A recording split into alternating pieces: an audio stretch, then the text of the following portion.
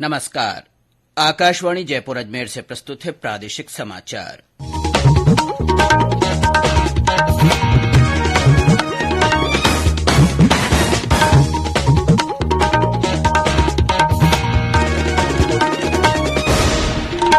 मुख्य समाचार। बाड़मेर के पचपदरा में बन रही रिफाइनरी में 15,225 करोड़ रुपए की लागत से 43% काम पूरे। देश में अब तक 186 करोड़ से अधिक कोविड टीके लगाए गए। 18 वर्ष से अधिक उम्र के 97% लोगों को पहली डोज लगी। आरपीएससी की वन टाइम रजिस्ट्रेशन प्रणाली से अब तक 60,000 से अधिक अभ्यर्थियों ने पंजीकरण करवाया। और प्रदेश में अधिकांश स्थानों पर तापमान में 2 से 4 डिग्री सेल्सियस की गिरावट, लोगों को गर्मी से थोड़ी राहत मिली। समाचारों के साथ मैं अब्दुल हनीफ। और अब समाचार विस्तार से। प्रदेश में बनने जा रही एचपीसीएल राजस्थान रिफाइनरी में अभी तक 15,225 करोड़ रुपए खर्च कर 43% काम पूरे किए जा चुके हैं। 9 प्रमुख रिफाइनरी यूनिट्स में से 6 यूनिट्स का काम अगले साल मार्च तक पूरा हो जाएगा। मुख्यमंत्री अशोक गहलोत को कल जयपुर में समीक्षा बैठक के दौरान यह जानकारी प्रोजेक्ट से जुड़े अधिकारियों ने दी। बैठक में श्री गहलोत ने कहा कि इंदिरा गांधी नहर परियोजना के बाद रिफाइनरी प्रदेश की सबसे बड़ी परियोजना है। बाड़मेर के पचपदरा में बन रहे पेट्रोकेमिकल कॉम्प्लेक्स से राजस्थान पेट्रोलियम आधारित उद्योगों के हब के रूप में विकसित होगा और रोजगार के अवसर पैदा होंगे। प्रदेश के 3 जिलों में कल कोरोना संक्रमण के 10 नए मामले सामने आए। वहीं 30 जिलों में कोई नया रोगी नहीं मिला। जयपुर जिले में 6, जोधपुर में 3 और उदयपुर में 1 व्यक्ति में संक्रमण की पुष्टि हुई। पिछले 24 घंटों में 15 मरीजों के ठीक होने के साथ ही सक्रिय मामलों की संख्या घटकर 72 रह गई है। सबसे ज्यादा 46 सक्रिय मरीज जयपुर जिले में हैं। कल इस बीमारी से किसी रोगी की मृत्यु नहीं हुई। राष्ट्रव्यापी टीकाकरण अभियान के तहत देश में अब तक 186 करोड़ 5 लाख से अधिक कोविड टीके लगाए जा चुके हैं। स्वास्थ्य मंत्री मनसुख मांडविया ने कहा कि देश में 18 वर्ष से अधिक उम्र के 97% लोगों को कोविड टीके की पहली डोज लगाने वाला दुनिया का एकमात्र देश है। वहीं 85% लोगों को दोनों टीके लगाए जा चुके हैं। नई दिल्ली में डॉक्टर मांडविया ने कहा कि 15 से 18 वर्ष के 5 करोड़ 77 लाख से अधिक लोगों को पहला टीका लगाया जा चुका है। 3 करोड़ 98 लाख लोगों को दूसरा टीका भी लग चुका है। इस बीच राज्य में अब तक 10 करोड़ 33 लाख से अधिक लोगों को कोविड टीके लगाए गए हैं। 5 करोड़ 58 लाख 51 हजार से ज्यादा को पहली और 4 करोड़ 59 लाख 64 हजार से अधिक को दोनों डोज दी गई है। आवासन और शहरी कार्य मंत्रालय ने 14 राज्यों और केंद्र शासित प्रदेशों के 126 और शहरों में स्वनिधि से समृद्धि कार्यक्रम शुरू किया है। इसके विस्तार से 28 लाख फेरीवालों और उनके परिवारों को लाभ होगा। मंत्रालय ने कहा कि इसका लक्ष्य चालू वित्त वर्ष में 20 लाख योजनाओं को स्वीकृति प्रदान करना है। विज्ञान और प्रौद्योगिकी मंत्री डॉक्टर जितेंद्र सिंह ने कल पेंशन भोगियों और सेवानिवृत्त वरिष्ठ नागरिकों को लाभ देने के लिए सिंगल विंडो पोर्टल स्थापित करने की घोषणा की। उन्होंने कहा कि पोर्टल न केवल पेंशन भोगियों के साथ निरंतर संपर्क को मजबूत करेगा, बल्कि नियमित रूप से सुझाव और शिकायतें भी प्राप्त करेगा। उन्होंने कहा कि वर्ष 2014 से आम आदमी का जीवन आसान बनाने के लिए पेंशन नियमों में महत्वपूर्ण बदलाव किए गए हैं। श्री सिंह ने बताया कि एकीकृत पेंशन पोर्टल के माध्यम से पेंशन भोगी व्यक्तिगत रूप से विभिन्न अधिकारियों से संपर्क किए बिना एक ही जगह पर शिकायत कर सकेंगे और उसका समाधान पा सकेंगे।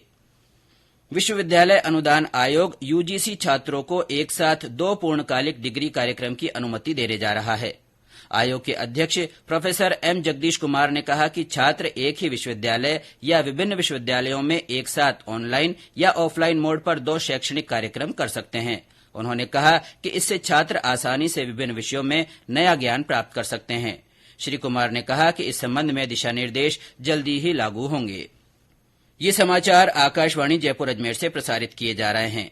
इन समाचारों को आप हमारी वेबसाइट newsonair.gov.in पर राजस्थानी में भी पढ़ सकते हैं। समाचारों के ऑडियो बुलेटिन भी वेबसाइट पर उपलब्ध हैं। वेबसाइट पर सोशल मीडिया अकाउंट के माध्यम से ताजा जानकारी प्राप्त की जा सकती है।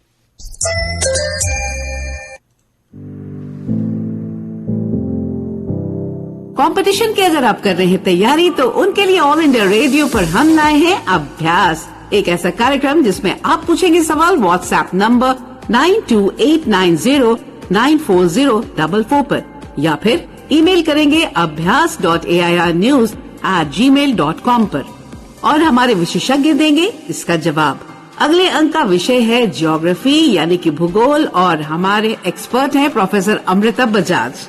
सवाल भेजने की अंतिम तारीख है 13 अप्रैल। आपका अभ्यास हमारा प्रयास।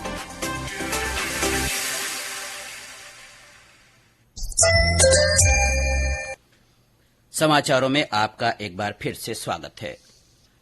राजस्थान लोक सेवा आयोग आरपीएससी की वन टाइम रजिस्ट्रेशन प्रणाली के माध्यम से अब तक 60,000 से अधिक अभ्यर्थियों ने पंजीकरण करवाया है।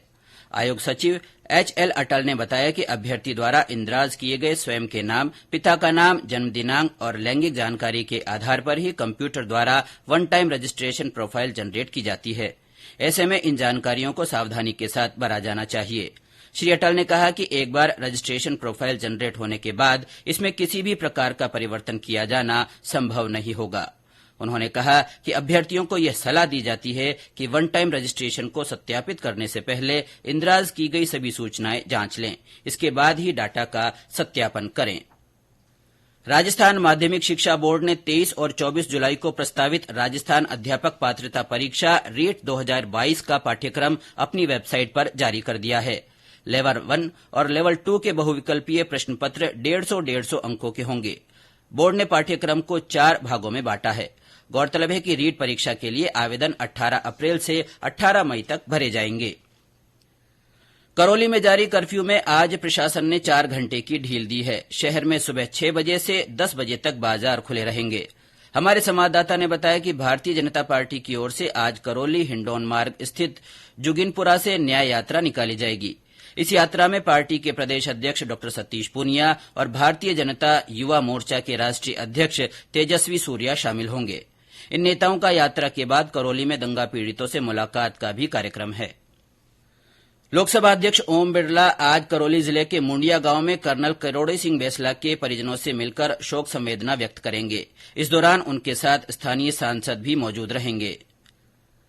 करौली जिले के प्रसिद्ध जैन तीर्थ श्री महावीर जी के वार्षिक मेले में श्रद्धालुओं का आना जारी है। श्रद्धालुओं की सुविधा को देखते हुए रेलवे ने दिल्ली मुंबई रेल मार्ग पर अमृतसर बांद्रा के बीच संचालित पश्चिम एक्सप्रेस ट्रेन का ठहराव श्री महावीर जी स्टेशन पर शुरू कर दिया है। इस ट्रेन का ठहराव 18 अप्रैल तक किया जाएगा। वहीं जिले के टोडाभीम क्षेत्र में खीरखेड़ी गांव स्थित लोक आराध्य घासीराम बाबा के स्थल पर आयोजित 3 दिवसीय मेले का कल समापन हुआ। मेले में आदिवासी मीणा समाज की सदियों पुरानी लोक संस्कृति की झलक नजर आई।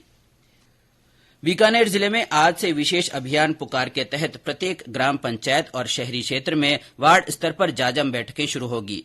हमारे संवाददाता ने बताया कि जिला कलेक्टर की पहल पर यह अभियान गर्भवती और धात्री तथा 2 वर्ष तक के बच्चों की विशेष देखभाल, टीकाकरण और पोषण सहित इनके सर्वांगीण विकास के प्रति जागरूकता के उद्देश्य से शुरू किया गया है। जिले भर में शुरू किए गए विशेष अभियान पुकार के तहत फिर से बुधवार को प्रत्येक ग्राम पंचायत और शहरी क्षेत्र में वार्ड स्तर पर जाजम बैठकें आयोजित की जा रही है। इन बैठकों के लिए कल गांव-गांव गर्भवती और धात्री महिलाओं को पीले चावल बांटकर आमंत्रित किया गया है। गत सप्ताह शुरू हुए इस अभियान के तहत एएनएम, आंगनबाड़ी कार्यकर्ता और आशा घर घर जाकर गर्भवती और धात्री महिलाओं का चिन्हीकरण करेगी। गर्भ धारण के साथ ही आंगनबाड़ी केंद्र या उप स्वास्थ्य केंद्र में पंजीकरण और ममता कार्ड बनवाना, संस्थागत प्रसव सुनिश्चित करवाना। ये बैठकें प्रत्येक बुधवार अलग अलग घर में आयोजित होगी और वर्ष भर जारी रहेगी।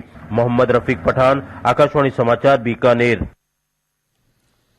प्रदेश में कल मौसम में आए बदलाव से अधिकांश स्थानों पर तापमान में 2 से 4 डिग्री सेल्सियस की गिरावट आई है। इससे लोगों को गर्मी से थोड़ी राहत मिली है। मौसम विभाग के अनुसार आज दोपहर बाद मौसम में तेजी से बदलाव दिखाई देगा। जोधपुर और बीकानेर संभाग में 1-2 स्थानों पर हल्की बूंदाबांदी हो सकती है। वहीं जैसलमेर, बाड़मेर और बीकानेर में आंधी चलने की संभावना है। और अब अंत में मुख्य समाचार एक बार फिर। बाड़मेर के पचपदरा में बन रही रिफाइनरी में 15,225 करोड़ रुपए की लागत से 43% काम पूरे हुए। देश में अब तक 186 करोड़ से अधिक कोविड टीके लगाए गए हैं। 18 वर्ष से अधिक उम्र के 97% लोगों को पहली डोज लगाई जा चुकी है। आरपीएससी की वन टाइम रजिस्ट्रेशन प्रणाली से अब तक 60,000 से अधिक अभ्यर्थियों ने पंजीकरण करवाया है। और प्रदेश में अधिकांश स्थानों पर तापमान में 2 से 4 डिग्री सेल्सियस की गिरावट आई है। लोगों को गर्मी से थोड़ी राहत मिली है। इसी के साथ प्रादेशिक समाचार बुलेटिन समाप्त हुआ। नमस्कार।